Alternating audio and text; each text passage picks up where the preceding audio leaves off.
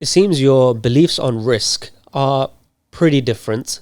I want to first speak about the World Cup performance and how you risked there, and then in general in your career, how you risked. But what is your relationship like to risk, and is it something that would be one of the more important factors, considering win rate is probably not that important? Well, without risk, there's no reward. So the greater the reward, the greater the risk. And the problem with that is, if you're going to have that high exposure risk, you got to be really accurate. And if you're not really accurate, you're going to blow up in a hurry. So if you're going to maximize your risk, and there's a Ralph Vince has written about the optimal F, there's an optimal risk that you should have, but you're so close to disaster that it probably isn't good for most people. And there's also the emotional aspect of it, is that, yeah, I can lose 30% of my account in one trade. Most people can't do that. They can't emotionally handle losing a third of their wealth in one trade. I'm not smart enough to worry about it, I guess. Being Norwegian helps a lot. Sometimes they're a little slow. But you have to find your risk point where you can risk that and still not go crazy. As I mentioned, I've had 6 friends commit suicide in this business. Mm-hmm. One of them, the last one, didn't risk all that much money, but to him it was. And he had a success of losing trades. He thought he just couldn't handle the losses. And the last one was in a soybean trade. He hadn't lost all that much money, but he found a shotgun. So while there's an optimal amount of money you should risk on a trade, irrelevant. Mm-hmm. What risk can you handle? At which point can you go to sleep, wake up once or twice during the night? Well, that's fine. But if you can't sleep at night, then you're risking too much. Would you say this is a factor of nature or nurture, the tolerance to risk? Well, I don't know. But some people can handle more risk. Some people are more emotional than other people. So that's where you have to kind of plumb the depth of your soul and find out at what point can I really handle this stuff. Were you someone that was always head on towards risk and could stomach it, or is this a muscle you've trained?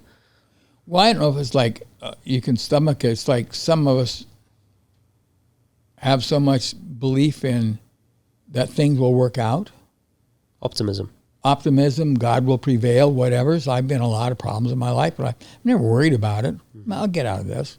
But some people worry about everything. Mm-hmm. It's going to rain today. Well, it's a beautiful day. Well, it could rain today. I can't go out today. They worry about everything. Well, they're not going to be very good traders. They're too emotional. So there's some balance point in there where you go, I always thought my life would work out. I grew up in Montana, and I learned to live off the land.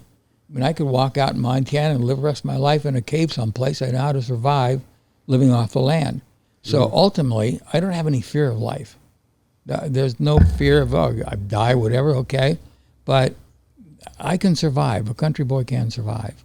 And so why not risk something?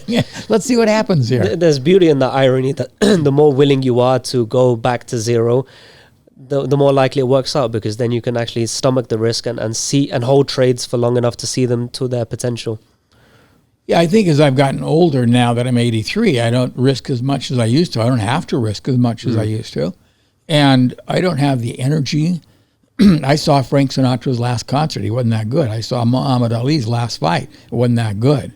I saw Tom Brady's last football game. I saw Bob Dylan, a horrible concert now. So I know at some point, just because of my age, I have to say, wait a minute. Think of Frank Sinatra. He was way off key. People loved him. He was great. But, he didn't sing real well. Are you alluding here to ending your trading career whilst you're on top? Well, I don't know if I've ever been on top. I have friends that have been really on top. But, you want to walk off the stage ahead. I'll still do some things publicly. If you can control the event at my age, that probably will work.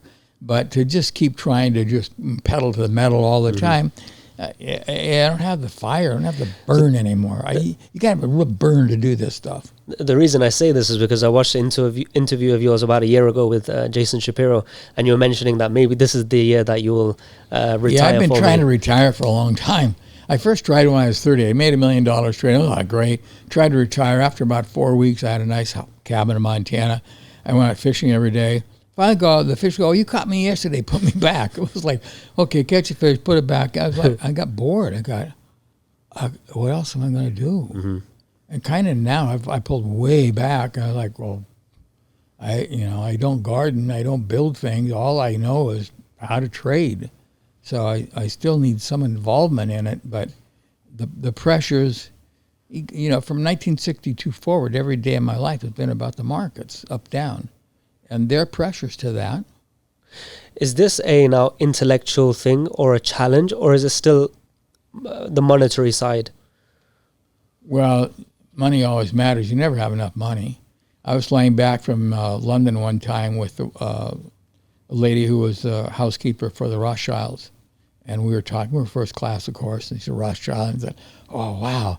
Because I know they were all political conspiracies and everything. Mm-hmm. She said, oh, they hate politicians. And I said, what's it like? You're grateful. Oh, the refrigerator hardly ever has anything in it. Mm-hmm. People don't realize how they live. I was like, well, that was a wake-up call.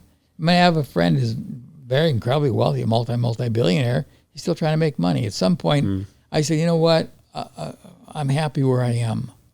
And I don't want to build anymore. That's for people that have more energy.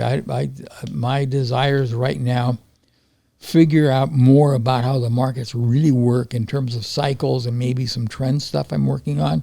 So I still do a lot of research, and still trading, but hopefully somebody's going to crack this nut of the market. We all try to. Maybe I won't, but it's a heck of a challenge. What do you mean by cycles? Are we talking just accumulation, expansion, or seasonality? Well, there's a lot of cycles in the market. There's the cycle we mentioned, closing on lows, closing on highs. That's our natural cycle. Another natural cycle a lot of people don't see is that we go from large ranges to small ranges. And then we have large ranges, we have small ranges. So I like to see a lot of small ranges because then we'll have large ranges where the money's made. Mm-hmm. So that's a cycle of how prices trade. Then there's a time cycle, high here, low here, high 18 days, 33 days, whatever. So time cycles as well. And I think on a very long-term basis, there is some predetermined time cycles in the market that will have been here, we know, 100 years now. The 3.5-year cycle that Edgar Lawrence Smith wrote about almost 100 years ago still operates in the marketplace. Mm-hmm. So trying to crack that code that's a real challenge.